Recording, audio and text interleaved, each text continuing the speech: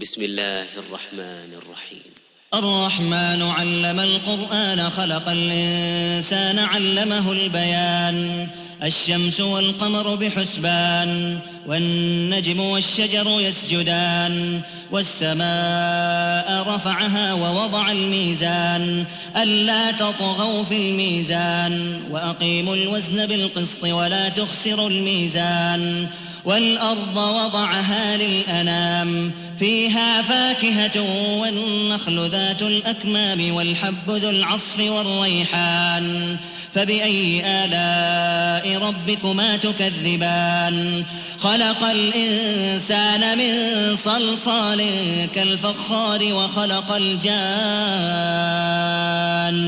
من مارج من نار فبأي آلاء ربكما تكذبان رب المشرقين ورب المغربين فبأي آلاء ربكما تكذبان مرج البحرين يلتقيان بينهما برزخ لا يبغيان فبأي آلاء ربكما تكذبان يخرج منهما اللؤلؤ والمرجان فبأي آلاء ربكما تكذبان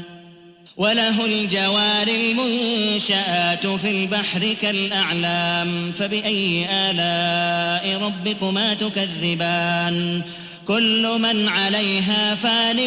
ويبقى وجه ربك ذو الجلال والإكرام فبأي آلاء ربكما تكذبان يسأله من في السماوات والأرض كل يوم هو في شأن فبأي آلاء ربكما تكذبان سنفرغ لكم أيها الثقلان فبأي آلاء ربكما تكذبان